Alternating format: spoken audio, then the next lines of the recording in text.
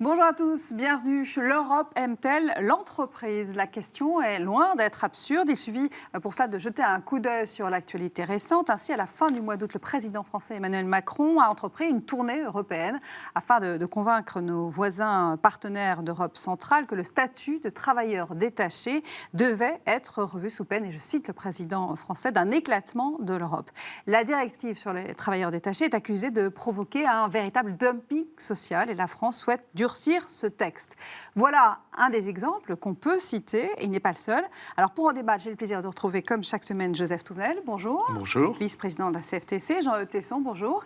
Bonjour. Chef d'entreprise. Joseph, est-ce que, je citais cette directive, est-ce que c'est un bon exemple de cette Europe libérale qui peut faire du tort aux entreprises françaises et européennes en général? Ce n'est pas un mauvais exemple. Merci. Et merci Priscilla de dire cette Europe, libérale ou ultralibérale, en tout cas cette Europe que j'appellerais l'Europe de Bruxelles, qui n'est pas l'Europe. L'Europe, c'est cet espace de civilisation commun, largement judéo-chrétien, avec des apports divers, romains, grecs, etc.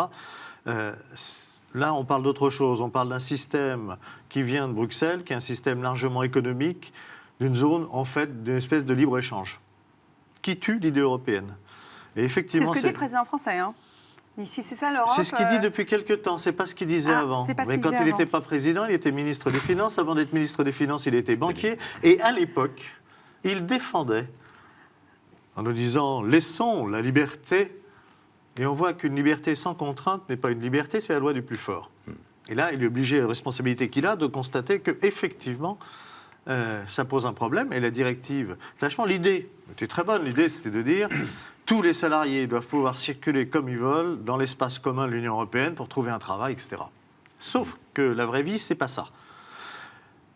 La semaine dernière, on avait eu un débat sur l'indépendance. Mais on s'aperçoit qu'un certain nombre d'entreprises créent des faux indépendants et les envoient travailler dans des pays de l'Union les plus riches, la France, l'Allemagne, etc., en faisant une concurrence déloyale, c'est-à-dire en ne les payant quasiment pas, en les mettant très peu, en les mettant sans couverture sociale, et il y a une distorsion de concurrence qui est gravissime, parce que ça détruit chez nous des emplois, et ça empêche le développement dans ces pays. Donc il y a véritablement un vrai sujet. Et la deuxième partie de votre question, sur la perle Europe, c'était l'entreprise.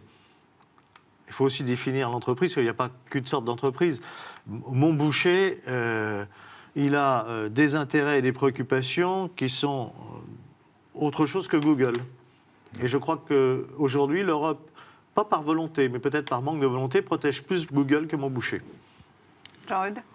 Alors d'abord, je pense que ce n'est pas un problème de l'Europe, c'est simplement probablement quelque chose qui a trait à la nature humaine, c'est-à-dire que quand il y a une réglementation, on a beaucoup d'imagination pour arriver à la détourner ou à la contourner. Et en l'occurrence, il faut aussi rappeler que cette directive qui date de 1996, elle répondait à un objectif très louable, effectivement, d'apporter de la liberté de circulation et de travail et d'augmenter les échanges. Mais, dans l'esprit, elle était faite pour des travailleurs qualifiés et de façon temporaire.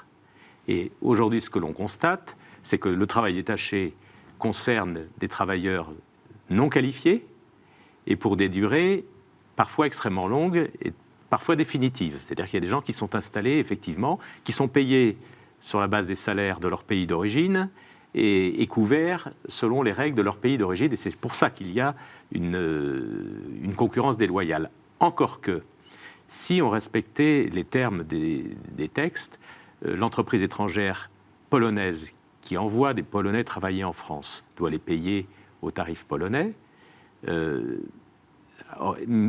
aux charges sociales polonaises. Mais aujourd'hui, avec l'ensemble... Travail français, pardon. Mais oui, c'est ça. Mais aujourd'hui, oui, c'est ça, avec les charges sociales polonaises. Ouais. Mais aujourd'hui, avec les exonérations sur les bas salaires, c'est pour ça que je faisais bien la distinction entre les emplois non qualifiés et les emplois qualifiés. Sur les emplois non qualifiés, c'est-à-dire le SMIC aujourd'hui en France, avec l'ensemble des exonérations, ça ne coûte pas forcément plus cher de payer au salaire français avec les charges sociales françaises que sur un salaire français avec des charges sociales polonaises, justement. Mais pour une tranche très particulière des travailleurs. Mais en tout cas, il y a eu cette dérive par rapport à l'esprit initial de la directive de 1996 qu'il faut aujourd'hui corriger, avec un autre objectif qui est pas seulement de lutter contre la distorsion de concurrence, mais vers la généralisation de la protection sociale, qui doit être un objectif ça, pour la Terre, pour la Terre entière, mais commençons par l'Europe, c'est-à-dire de donner accès à une vraie protection sociale à l'ensemble des habitants de la planète, et en l'occurrence sur les Européens.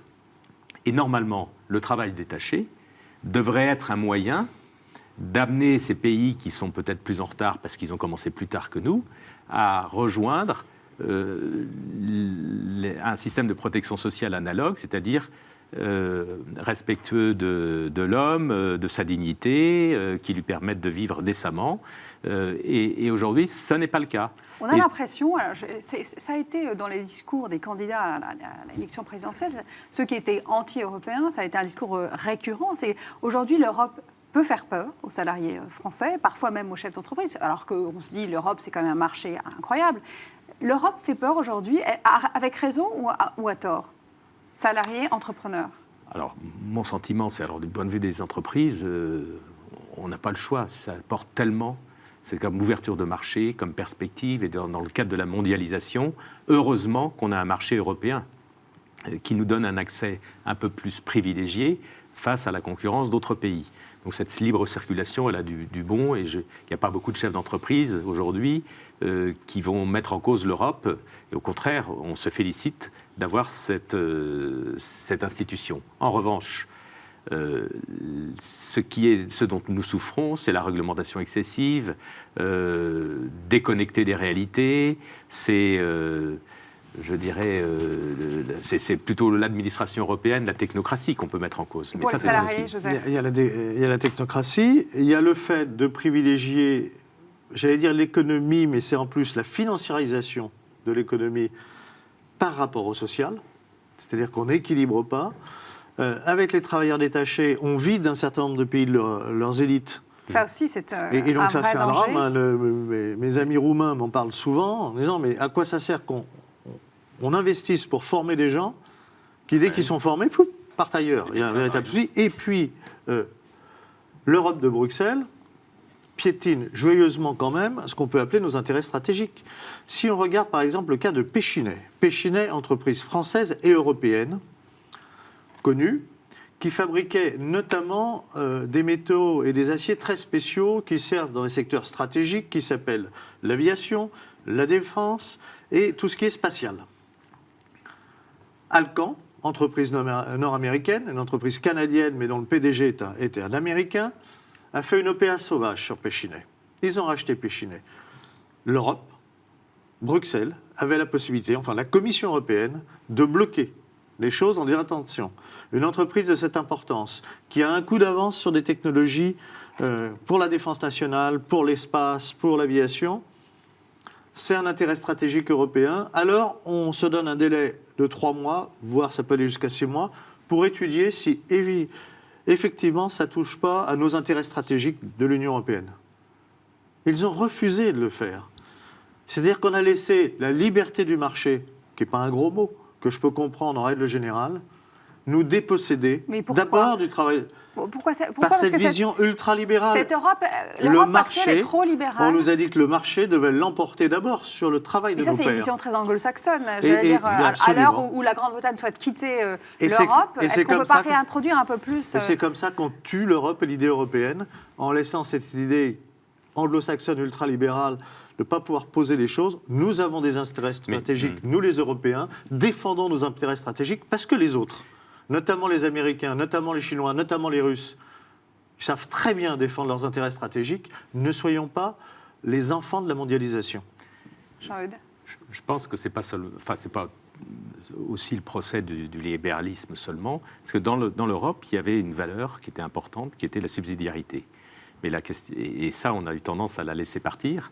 Et est-ce que la subsidiarité est contraire? Pour moi, la subsidiarité rejoint un peu la notion de libéralisme. Et du coup, j'aurais tendance à faire un raccourci en disant que, puisque la subsidiarité est une valeur forte de la construction européenne à son origine, le libéralisme doit en faire partie aussi. Sauf que on est passé effectivement, dans certains cas, dans un ultralibéralisme, et qu'en même temps, on a perdu la subsidiarité. Et donc, il y a probablement à rénover beaucoup, mais sur la question du travail et des travailleurs détachés, Aujourd'hui, une des questions parmi d'autres. Oui, hein, mais qui rejoint... symptomatique quand même de qui est cette très Europe, symptomatique. des dérives de cette Europe libérale. Oui, et puis du système de la gouvernance aussi. Hein. C'est-à-dire qu'en fait, la décision sur cette directive a été prise à une majorité très étroite et par un concours de circonstances qui était que le pays qui présidait la Commission européenne actuellement était concerné. Il a fait son rôle, hein, il a joué son rôle, mais dans le cadre de ses intérêts. Mais aujourd'hui, avec cette dérive sur les travailleurs détachés, il faut rectifier les choses. Moi, je soutiens complètement la position du président Macron, qui est, en fait, de limiter dans le temps, c'est de passer de 24 mois à 12 mois, et puis d'harmoniser sur la couverture sociale.